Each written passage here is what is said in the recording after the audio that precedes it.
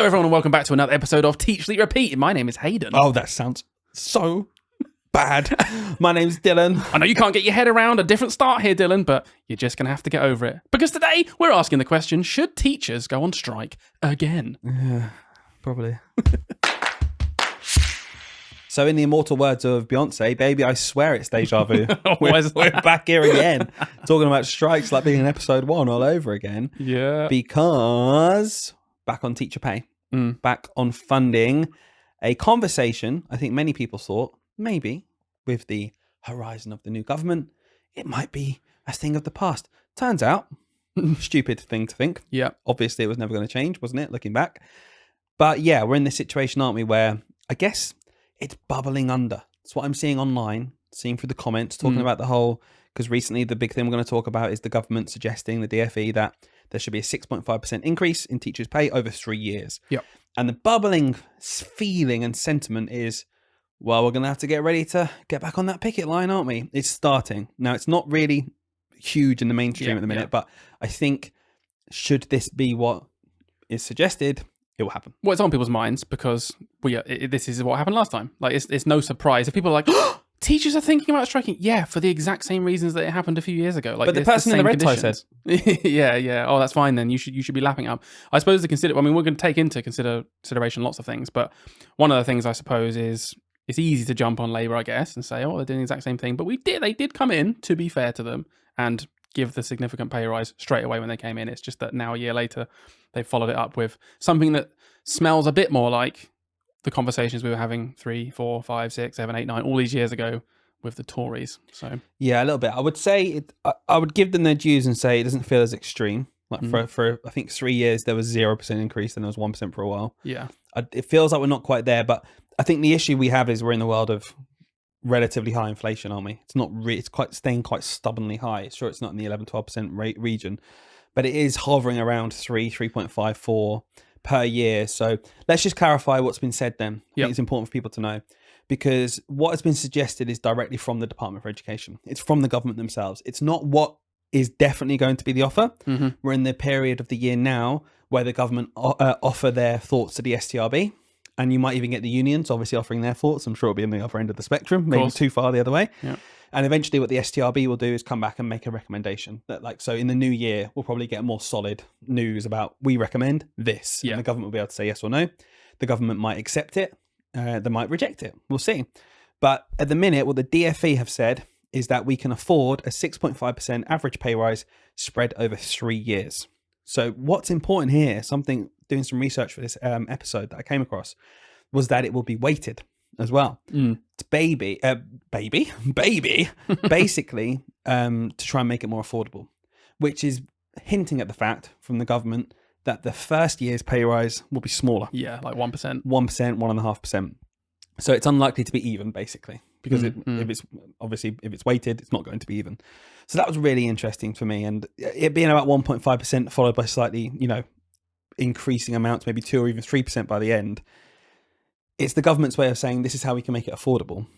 But I look at that and I wince. It's like kicking the can down the road a bit, isn't it? Really, like, to me. But it's kind of the opposite. They're doing the bad thing first. Like you get the good thing at the end. It's like, yeah, I see what you mean. It's like basically you're doing the hard thing right now, hoping that you get through it. Yeah, and then by the end you can say, look, we agreed to 3% and inflation's now at 2.2%. Isn't that great? And it's like, okay, sure, in 2028 that might sound okay. yeah. But it's again just that lost consciousness of hoping that we forget 2-3 years ago. It's like where we're at currently. Like, we are just supposed to forget the fact that our living standards have been decimated over the last 2 to 3 years because the jump was so much that you can look at a small period of time now, a year, and go, oh, it's only 3%. It's like, sorry, if we rewind back, I watched this video, if you rewind back to 2020 to now, it's 20% that has gone up by. Mad. 20% in like 4 or 5 years. Like, it's insane. But we're supposed to be like, well, let's just look at the last year. And we forget all of that pain and compounding that you've endured previously. It's just like, oh, that's in the past now. And it feels like that's what they're trying to do here. It's like, let's just secure that 3-year thing and get through the hard bit. Oh, because at the end we can say, well, this year was okay, wasn't it? Yeah. And just ignore the previous 2. Yeah, I agree. And don't we know it that inflation has decimated everything? And Whisper Golds, obviously, that's how we track generally I thought track we were having a inflation. very serious episode. I had to bring it down. But in all seriousness, you do notice it in the shops, not Whisper Golds and Well, everything. I do notice Whisper Gold, we noticed that a lot because Yeah. buy a lot of them. But things are extremely expensive now, and they have rapidly increased. And I saw some studies showing that a lot of like cheaper items, like food items and things in shops, have increased like significantly more than the average inflationary price. It's like, yeah, it's just harder to live now. 100%. And look, we're not pretending that teachers are on the lowest wage in the No. world. Of course not. But I just feel like there's an argument to say that you should be maintaining your pay. I agree. Like at the minimum, at the very minimum. And if you're not, then, it's you're well within your rights to strike. I think a big thing the government were talking about, their line here is it's about balancing the budget and attracting teachers and still doing a good thing for teachers, but we got to look after the money as well because of the big black hole we never knew about, which we definitely knew about because we talked about how awful the Tories were with the economy the whole way through. Yeah. Oh, we're shocked to find out that when we come in, there's money that's got to be made up. I personally think like the government have been quite negligent, with the whole thing, because to me, either they didn't realize this would be a possibility, in which case they're not up to the job to understand that, when they promised income tax wouldn't go up, when they promised no working taxes would rise. Mm-hmm. Do you really did you think you were going to be able to magically balance the books without raising some money somewhere? It was just so unrealistic that they just said to get into power, and then a year later, horror shock, we might have to put them up. They should never have led with that. Ever. They should never have ever led with that. They should have just been realistic from the start, but they didn't want to be. Now we're at the point where they're scrambling and scraping around to try and do anything but do that. We're going to end up having things like tax exemption on pensions being taken away. What? That's insane. Where's the incentive to put money away for the future? That is kicking the can down the road. That is like, we're going to, okay, don't worry. I won't do that pension. I won't save my money now because there's no tax in it anymore. And when I'm a pensioner, I need money. I'll be screwed because I knew it was no longer incentivized by lowering tax. It's crazy. But yeah, they're all about balancing the budget. And their point is inflation is expected to stabilize around 2%. Yeah. So it should be around about right by the end of it. Again, why are we doing that? There's only one reason you want to do a multi-year deal. Yeah, in case It's just to lock it in, so and then it might not be. And then you just get it in there quick and do the hard thing first. It strikes me as how much truth do you think there is in that? In them genuinely thinking, we think it's going to be around 2%, so we think 6.5% is fair. Do you think that is actually coming from a good place, or do you think it is what you said? They're just saying the right thing, but they're very much hoping and expecting inflation to be higher than that. Yeah, but what is the good place? Wait and see. Yeah, like there's only one reason you'd lock in something sooner. I did read something that was saying that there is a benefit to getting a multi-year deal in terms of like ministers will be more in favour of it. So is it a case of it's either this or we're not going to get anything good on a year-by-year basis because it will just get pushed out?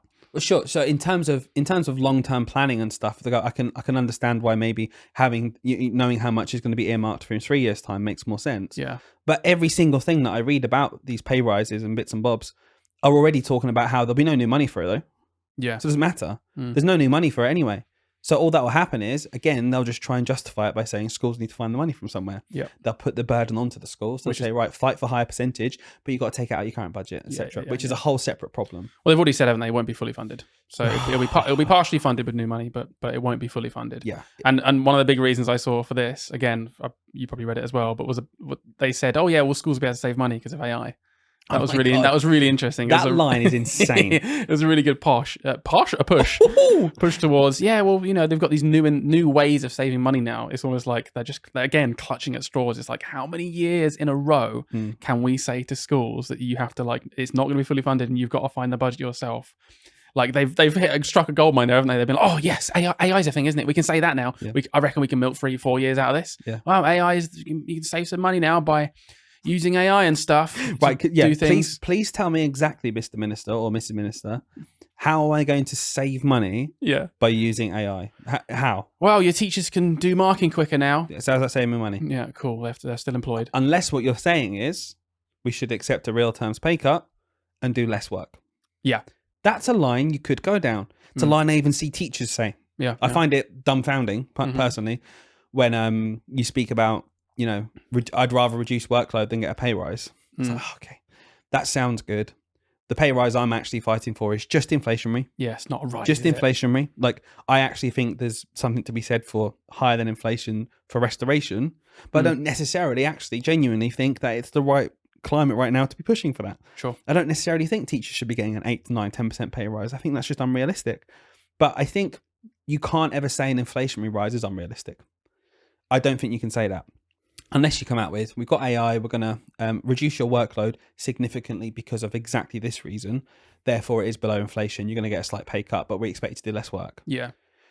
There's an argument there, isn't there? But again, I just don't think that exists. Like AI streamlines stuff and makes parts of your job easier. But realistically, it's not saving you money, is it, as a school? Yeah, not in a public sector that is reliant on human resource. Do you know what I mean? It doesn't make sense to me. I'm like, unless you get rid of jobs. That's what I'm saying. Unless we're saying AI is going to come in and replace a TA, or AI is going to replace a teacher, and maybe class sizes get bigger with the support of AI, and then you've got 9 teachers now instead of 10, and your class size is 35, but you've got this AI to support you. Unless they're saying stuff like that, AI is going to come in and replace one of your office staff. Yeah. There's probably, when it comes to more clerical admin stuff, there's probably more of an argument to say that AI might be able to save so much time that you could reduce staff by 10%. I don't know. I don't know, but are we still funding pay rises for teachers through redundancies for other staff? Yeah, exactly. Yeah. That's not what we want. That's not what we're fundamentally fighting an for. issue still, isn't it? Yeah, completely. And I think the biggest thing, and I still stand by this, I don't think it's as big as people make it. I don't think the disparity is there between these two things we fight for in a strike, which is your teacher pay and it being funded. A lot of people like to say, fair play to them. They're like, the funding thing is by far and away the thing that I'm worried about the most. Yeah. I'm here to argue and say, do you know what? Don't forget yourself, though. You are worth an inflationary pay rise because it just keeps it the same. So let's not diminish that. It's both. But I do think it is more important, genuinely, that anything that is increasing in schools has to be inflationary too. If you're going to have an inflationary pay rise, you need to have an inflationary rise in your budget as well. You need to be able to afford books and heating and whatever it is. You know, heating bills going up, paper expenses going up, teacher salaries going up, shouldn't put your school in a deficit. No. What are we doing? No, I know. And throwing into the mix, the school's 40 years old. It needs a new ceiling. It needs a new roof. We had our thing with RAC, didn't we? Yeah, of course. The schools. Just stuff like that where I'm like, it's easy to ignore it. But when it's a problem, like... We worked in a school when it rained, we'd get 16 leaks across the school. Yeah, it was normal. Get the buckets out. Get the bucket. Yeah, the kids would know to get the bucket. Yeah. Wow, Before, the carpet was a trip hazard because it was 75 years old. It's not really that old, but it was so old. But we just couldn't afford to replace the carpets for years. Yeah. Years and years and years. Like, it's mad to me. It's like the absolute basics of like living conditions almost in a school. Yeah. It's insane. I want to read you a quote. So in this settlement argument the DFE put forward, they said this: the department expects that most schools will need to implement plans to realize and sustain better value from existing spend, in addition to the funding being provided through the core school's budget to deliver the pay awards. So they are outright just saying, here are the pay awards, they're below inflation, and you need to find it yourself. Yeah. So incredibly out of touch, unrealistic, and demeaning. And what I don't like here is, you should be able, if you're going to do this, as the government, I've said this a million times, you need to own it and understand that the provision we provide for the children will get worse because of this. Yep. And what you don't need to do, which is continuing to happen again, and I'm really disappointed in this government for continuing this narrative, which it puts it on the teachers then to look like they're being selfish. Well, you can have your pay rise. You can have it if you want it, but you have to take it from somewhere else. Your teaching assistant's going to have to cut their hours by a half, or we're going to have to get rid of a few of them. Or, I guess actually, you're just going to have to not go in that trip that you'd planned because you want more money. Yeah. Works every time though. Works like a charm. But you get people in the profession who sometimes I feel like I'm banging my head against the wall, who lap it up and will go, no, I can't let the kids down. It's not you letting the kids down in this situation. It is not you letting the children down. End of story. And at the end of the day, the unions are on the same page. They are, to be fair to them, saying the exact same thing they said when we went on strike, which is, since 2010, we want a pay restoration, because our pay was decimated continually for so many years. Real proper pay cuts, like we went on strike and then Labour came in and we had a couple of years around then before Labour, as they came in, of getting those pay rises. And they were a step towards that restoration, right? No, they weren't. Never did we get a pay rise above inflation. When Never. Labour did, When it was 6.5%, we got Yeah. 1 year. Do you remember? yeah. And inflation was 11%. Oh yeah, at that it was point. crazy. Yeah. The 4% one came in. I think maybe that was closer to when the inflation rate was then, but we've never had an actual restoration thing. We've just No. had less of a cut. Like Yeah. it hasn't actually, it genuinely hasn't happened where, because, we talked about this at the point where it wasn't realistic really to give the teachers a 12% pay rise. No, of course. And that was what inflation was. So we all actually agreed at that point, yeah, we're going to take a hit right now. This is going to, because we've had years and years and years of like 0, but inflation was 1%. Do you know what I mean? Like yeah. we're going to take a hit at this point, but we can't take 3%. Yeah. We can't take 4%. We need 6.5%, at least something basically. But we're not on the path to restoration. No, and that was kind of the promise. I think that's a lot of the criticisms I've seen from union reps and people just generally in that line of thinking are saying Labour kind of promised this pathway towards restoration. No one thought, like you said, no one actually thought, yeah, they're going to do it in 1 year. No. And in 2 years, they're just going to give us like a 40% pay rise, and then we're going to go back to real terms of 2010. It's like, well, no one thinks that. Yeah. But they did kind of promise working towards it. And this already feels like, and this is the biggest criticism I've seen, it already feels like they've given up on that mission. It's a bit like, what's the minimum we can do to appease teachers, or at least appease them enough to not go on strike again and get away with it? That's what it feels like. Have you noticed the language has shifted already as well? Because the language very much, when it was the Conservatives in power and we were like the unions and the teachers against the Conservatives, Labour's rhetoric was very pro-teach, like very much, yeah, of course, come on, yeah, the government won't even come to the table. It's disgusting. Why don't they even do it? And then Labour came in and like, yeah, here you go, guys. Here's a decent pay raise. Oh, thank you so much. No talk about striking or anything. Already, we're at this point now where it's like, oh, but the government finances, we've got a big black hole. Big black hole. We can't do anything. And teachers, you need to understand that, don't you? You have to understand that the economy is just not letting us do it right now. I've heard this one before. It was when you were out of power, very easily sitting back on your haunches saying, yeah, give them all this thing. It's strange, isn't it, that you come in and you say, oh, but we didn't know about the big black hole. Bollocks. Yeah. Honestly, of course bollocks. you did. Of course you did. And if you didn't, you're not up to the job. You didn't understand that, then you're not good enough to run the finances of the country. Like you don't just miss a £20 billion black hole. I'm not even suggesting there wasn't some, maybe it wasn't worse than what they expected. Yeah, some things disguised heavily. But it's a choice. It is still a choice at the end of the day. And yeah, it's very, very, very disheartening to kind of hear that. And yeah, in general, like you talked about inflation, etc., real terms pay cuts. I just think, look, I think there's a middle ground between what the unions will want and what the government are suggesting, almost like always. Always, yeah. I really do think that. Like, I do think sometimes what the unions push for is unrealistic, but I also think it has to be. I really do. It's like, if you're going to have one extreme version, which is letting us down, the people fighting for what we need should be going, highballing. Yeah. And you come to some kind of agreement in the middle. I think restoration should be a long-term goal. I don't actually think it will ever happen, personally, because I don't ever think there'll be a moment in the economy ever again where the public sector finances can be looked at and we go, oh yeah, we're in a good, healthy place now. We can do that. I just can't see that happening unless there's fundamental change, which Labour aren't going to do. This is simply But getting rid of tax exemptions on pensions won't mean that we can suddenly fund the public sector properly. That's not going to happen. But there was one point in here that I thought was interesting. It's almost like a separate point, because people always go, well, in the private sector, this and that, and overall in the private sector, the growth recently has been quite good compared to the public sector, etc. But this was interesting. I read this. It was someone from Education Workforce Lead at the National Foundation of Educational Research. As we know it, NFER, yeah. And this is from Jack Worth. DfE's teacher pay proposal of 6.5% over 3 years is the same as the Office for Budget Responsibility's current forecast for average earnings growth, suggesting that it would act to maintain pay competitiveness at this current level. While it could help contain the cost pressures facing stretched school budgets, it would be very unlikely to contribute to improving teacher recruitment and retention. So I thought that's interesting. Like, do you think then, I'm going to throw it back at you now, if it genuinely does match pay in general, is it a good, fair deal? Fair, no. I think it could be a lot worse. I still think we can't just ignore some of the other things we've said. We can't just ignore that it's not fully funded, regardless of this. Okay. Even, do you know what I mean? That alone is enough to me to say it's just not good enough. So if it was the same 6.5% and they said we will fully fund it, I actually think, and are you agreeing that there'd be far less outcry? Oh, big time. Yeah. Yeah. Would I think that warrant people going on strike? Absolutely not. I'd be Right. like, what are you doing? This is not strike worthy action. Really? Yeah. Yeah. Even though you're getting a cut, real terms. I think it's a slight cut, but if it's competitive with the private, I think there's a lot of strong Okay, that's so points interesting. to make Yeah, in that. That's a great point. Like yeah. I think if everything's on a scale, isn't it? Yeah. Right. It's not. Is it the desired outcome? No. Is it perfect and far from? Is it the worst outcome? Nowhere near. Right. Do you know what I mean? And like, Yeah. and to me, like, if I think about the point of this episode, really think about striking as well. Would I be encouraging people to go on strike for something like that, even though it's not the desired outcome? No. So if it was fully funded, 6.5%, Yeah. you'd come down on the side of don't strike. Yeah, absolutely. I'd be like, this is not strike. Well, you can have your gripes, and we should have debates and arguments, and we should do what we always do in society and constantly fight for better. But ultimately, we're not going to get it. That's the point.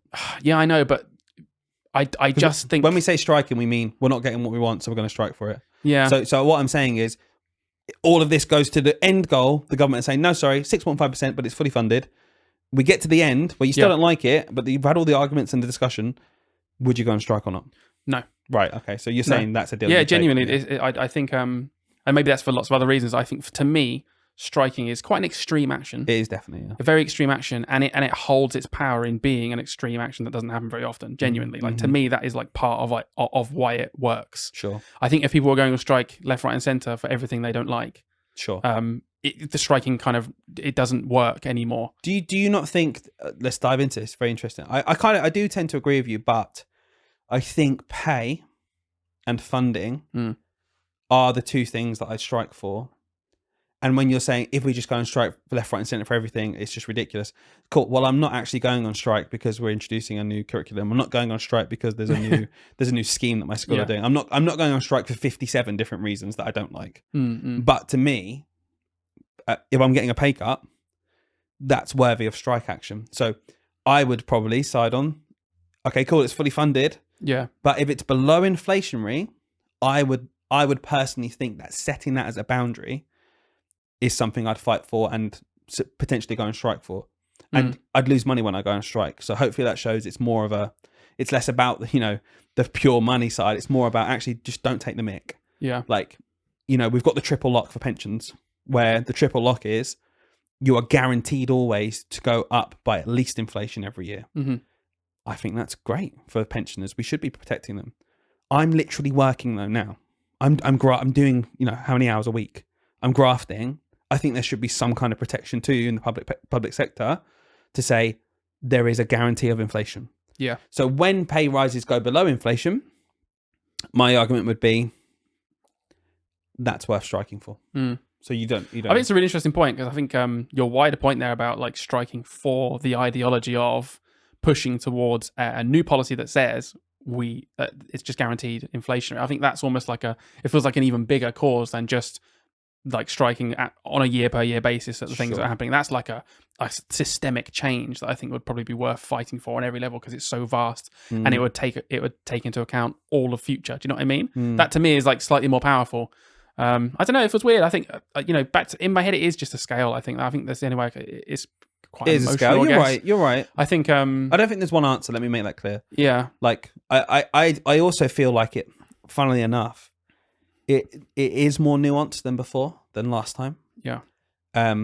Maybe it's because inflation isn't quite as dramatic as it was, but I do feel like I don't know. It feels slightly different, but like I'd be way more understanding. Maybe I've just got older and understand a bit more. I feel way more understanding if someone like you said, no, I don't think so. Yeah, there's so, like you said, there's so many reasons that you have to take into account. Even just silly, I say silly things because I think it can be quite silly, but things like just how you'll be perceived. Yeah. How will it damn the profession for the next 10 years if we go on strike 4 years in a row? Do you genuinely think, I think that does impact people. Okay, so here's my issue with this. That I'm just like whatever. Then people already think we do.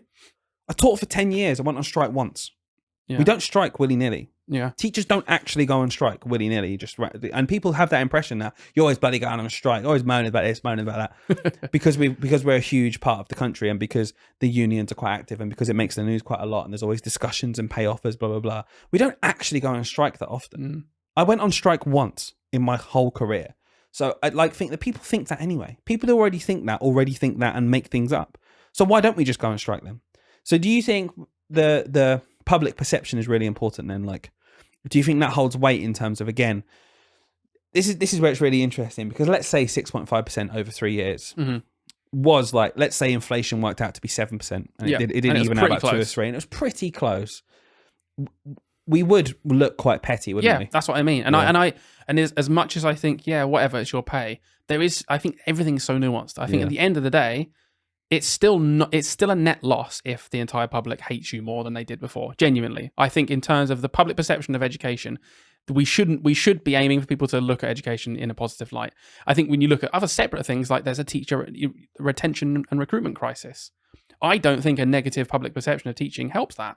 Right. So there's loads of other things where I'm like, yeah, so it's obviously good for this reason to have that. It all comes full circle of these million different things where I'm like, it's a net win if people look at education in a good light, you know. And would I want that to go massively down over a 0.5% pay discrepancy? Probably not. I think I'd take the hit on that. If it was 10% though, at that point I'm thinking, yeah, that's crazy now. Like when we got to the point where we were striking a few years ago, I think it's because teachers had weighed up those things for 10 years in a row, thinking, oh, we'll take the hit this year. Oh, we'll take the hit this year because this. Oh, we'll take the hit this year because this. It got to the point where everyone's like, right, that's enough now. This is mad now. This is madness. Because inflation was so high. Inflation was so high, plus all of those compounding other things that we just said, and taking into account things like public perception, taking into account, you know, recruitment and retention, all this stuff just mounted up to a point where I was like, right, this is the level it gets to. I don't know what that bar is. I can't just put an arbitrary line, but the feeling, the emotion behind everyone was, this is the time now. Now we strike. We've reserved this extreme action for this extreme time, and we're going to make a difference, and we're going to put our foot down. And I don't know. There's just something about that where I'm like, I don't feel like that now. You got soft in your old age. Got soft, yeah. I don't know. It's a tricky one. I guess what I'm saying is, unless you do this action, it's so easy to just fall into like, oh, okay, yeah, a little cut here, little cut there. I don't know. So we're never going to get restoration. Like, no, I'm not being horrible. I'm not being horrible, right? But with your attitude, and this is fine if we accept that, and if people don't care, they don't care. That's fine. But we will never ever get anywhere close to restoration, and actually, we will continue to have real terms pay cuts with your. It's true. I think you're right. You have to be absolutely ruthless and not care about public perception, things like that. But I think there's smarter things you can do. Like genuinely, you saying about. Leaving. I would, yes, you just leave the job, go somewhere else, and don't get a pension at all or anything. But it does show there's pros though. You are right, of course. Like the fact, you know, a lot of people say all these benefits and stuff. You are right. There is a nuance here, and it could be that choosing to strike in this instance, it's not always the right option to strike. Yeah, you don't actually get the best outcome holistically for you or the teaching profession over an extended period of time. Not always. Yeah. I want to get your opinion on one more thing before we wrap up. In 2023, after all this striking happened, a new act came in. It was the Minimum Service Act, which were basically, you know, the government said blanket across the board. There was a lot of uproar about this, to be fair, and I feel like it died off a cliff really quickly. Like people talking about it. Because Labour said they're going to get rid of it. And it hasn't been got rid of yet. So we'll see. But for now, there is still technically in law that there should be a minimum level of service that public services provide if strike action actually happens. Now, in education, we haven't had a strike since then, so it's not been enacted. You know what I mean? Yeah, because the rule was basically there's no set level; it's down to the minister. Yeah, exactly. Yeah. So like, it's quite vague. So it hasn't really been properly discussed. But I just think the concept is interesting. Yeah. Of what's your feeling on this idea of if strike action happens by law, schools there has to be a minimum level of service though. Sure. That basically ensures that the education of the children is not disrupted. Right. Okay. Right. Insane. The point of a strike is that it's disruptive. Yeah. If we have legislation in place which negates any disruption whatsoever, it is literally pointless going on strike. So I think it's an outrageous law. I can understand why. And we've got to think about other professions in this case. Okay. Someone is about to die and they need life-saving treatment. Should there be a minimum service level for that person just because someone wanted 12% pay rise instead of 6% pay rise? Yes, there should. Yeah. Like realistically. That's the hardest moral one and to again, do, isn't it? I'm drawing my line arbitrarily because I've just had the whole conversation with you saying we should have our line higher. Don't be such a wet wipe. Otherwise, strike nothing for changes. This. Nothing changes. There'll be people out there who say, well, that's the point of a strike, I'm afraid. Yeah. Like there will be people who unfortunately might actually be a life or death situation. And I blame the government because they didn't give us the pay rise. Yeah. I think that's a step too far, personally. I think a minimum service level in certain jobs is acceptable. you know, if the police down tools for a whole day, it's already law for the police, by the way. Like, this came into other industries and stuff, Yeah. but it is like police aren't allowed to. I've got a friend in the police force. They're literally not allowed to do it because it's about safety. Yeah. You have to have police officers. So again, I understand the minimum service level. When it comes to the education of children, it sounds as if I'm saying it's not that important. Yeah, Because I'm it saying does, it's yeah. different to everything else. So again, I understand why people might think there needs to be a minimum service level. Mhm. But what you are doing every time you strip away the workers' rights in this way, you are saying you've got one less lever to pull Mhm. and we're even more powerful over you because we are, you know, basically weaponizing the future of our children. Yeah. It's like, okay, I don't like it personally because it's frustrating when you go on strike and you find out we just got an agency worker in and nothing really changed. Yeah, exactly. Yeah, I think it's so easy to get to bat off the argument. People say like, "Oh, well, the police do it; they don't get to it." Yeah, cool. This isn't life or death. Yeah. Simple. Honestly, that's it. That's the end of the argument. It's not life or death. Yeah. It's not Is the that same. your line, is it? Honestly, yeah, I'm just like, it's not life or death. What do you mean? Of course, I understand why the police and NHS Yeah. have been taken into account in a different way Yeah. because they are dealing with life and death of people every day, constantly. Mm. We're not. Mm. Please stop comparing them. And like, don't use that to beat us with. Do you know what I mean? It Shouldn't doesn't get paid make as sense. much then. It's not life or death. It's not that important. Yeah, Shouldn't get paid as much. I mean, yeah. We don't. Yeah, in most situations we don't. In some situations we do, but most situations we don't. Yeah. So actually, Yeah. I'm not getting paid the same amount as that surgeon who's like saving that person's life. Yeah. I'm not getting paid as much as the chief police officer. Then the police officers are getting paid overtime. Yeah, he's getting paid overtime and has Yeah. a year's maternity leave for the when they're I'm glad it's getting overtime. The reason I also didn't like it was because it was quite so vague. It's like it's down to the minister at the time. yeah. Well, you get the wrong government in, Yeah. or you know, the wrong person at the time who just says arbitrarily, a minimum service level is 80% of your staff. Yeah. Like a strike does nothing. A strike does nothing in that respect. I agree. So yeah, So- I'm not sure. I kind of want to wrap this up by asking you the question: should we go on strike? Everything considered, should we? Do you think teachers should go on strike? If there's a 6.5% over 3 years Mhm. and it's not funded, and I had the chance to vote, I'd vote to go on strike. Wow. If Well- it's not funded, Partially funded, no, fully funded. so it has to be fully funded or Fully nothing for you. funded. Fully funded. Yeah, interesting. Fully funded. And I would personally take the opinion that you're taking the piss out of teachers when you consistently give below inflation. I get the argument people always say, oh, but inflation's just a circle. And if we give you an inflationary pay rise, then inflation rises. Okay, take it from somewhere else. Yeah. Like, you know, it just frustrates me when people say, like, okay, I'll just have less then. And it's not a zero-sum game. If I have less, someone else has more. Mm. It's going somewhere. Like, the inflation happens for a reason. Yeah. The money is going somewhere. The money still exists in some places. Do you know what I mean? Like, it is still eking its way. It seems furthermore that the middle is being squeezed and squeezed and squeezed and squeezed. So all I'm saying is just I don't necessarily buy that. I think you can do inflationary pay rises in the public sector without it necessarily meaning inflation gets bigger overall. That argument always makes me laugh as well. When people say, "Oh, inflation just gets worse." Like, okay, as long as I keep up with it, I don't care. that's how money. What do you mean? Well, welcome to 1930s Germany, Yeah, where yeah. a million franc got you a loaf of bread. But Hayden said we've all got the same. Crack on.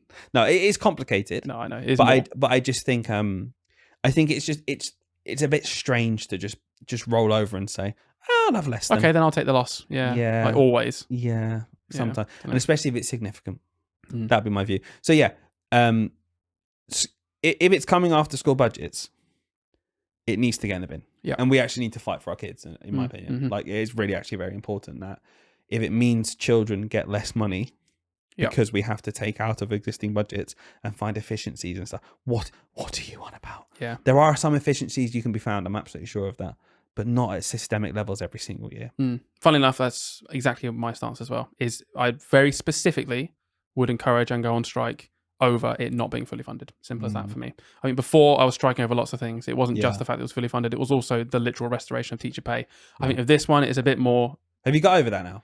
Because it sounds like you've given up on restoration. I haven't given up. I just think you need to choose your battles. And in this exact scenario that we're in right now with the 6.5%, given the counter arguments of, okay, well, look, actually we are predicting 2% inflation over the next 3 years. Given the And the arguments, competitiveness, the competitiveness similar against to- the private sector and weighing up the pros and cons of striking, like we said, about public perception, teacher recruitment and retention, all of that stuff in mind, I'm like, I think the battle right now is simply it needs to be fully funded. Sure. Stop stripping budgets Yep. from schools. That's what I'd be striking over. Okay. If that happens, if they say 6.5% fully funded, I'd probably be saying to people, don't strike. Yeah, okay. I don't think this is strike worthy. You can have your opinions and you can still fight for better, but I just don't think this is maybe like sort of to be honest with you, worthy. I think you would convince me. Yeah. I think you would convince me. I just had this bee in my bonnet about real-term pay cuts. Yeah. I just had yeah, that bee in yeah. my bonnet, and I'm like, oh, if we just. But you're right. There's more than one thing to think about. I'm thinking about 2 things. There are 15 things to consider and think about, and Sure. you do have a good point. And for once, I'm going to say, fine, Hayden. I think Yeah. you're probably right. I'm gonna make that bit really loud, but you said I have a good point. It's Make it gonna your go to like ringtone. volume plus 20 decibels by ringtone. Sorry, someone's ringing me. I think you're probably right. I think you're probably right. I think you're probably right. Oh, Hello. sorry, it's just Dylan. Yeah, I don't think you should just willy-nilly strike. I agree with that. No. I think it has to be extreme Has to situations. be, yeah. so- You've got to really consider it. But You then are right. equally, like, have conversations like this, a half an hour conversation. I'm sure there are nuances that we've not discussed, and someone could say to me, "Have you thought about this though?" And it might change my mind slightly, or gets to the time and there's 5 other things to consider now, and our minds change. It's fine. You have to be adaptable. You have to think. It's a long half an hour. Don't know what you're thinking about. Is it? So, Is it? What, I don't know. like We'll 40 soon minutes see. or so. We'll Yeah. soon see. We said to ourselves, let's do a short one this week. Yeah. Let us know what you thought, guys. It's like, let's have a look. Oh, it's not too bad. Okay. Around 40 minutes or so. That's a bit shorter than usual. So let us Right know up there. Stop talking. if you liked it. Needs to be 30 something. 30 something. Right. Hello. Hello. Wow, Start again. Dylan, he's crumbled. Guys, thank you so much. Hope you enjoyed that. Let us know what you think about teacher strikes. Do you think we should? Do you think we shouldn't? I might do a little poll if you're on Spotify. Comment down below. Let us know. Get in touch at Teach Stick Read Podcast on Instagram, on TikTok, and all the good stuff. We'll see you soon. Hayden, you don't like this, but you got anything to say before we go? Absolutely not. See you later, mate. Bye.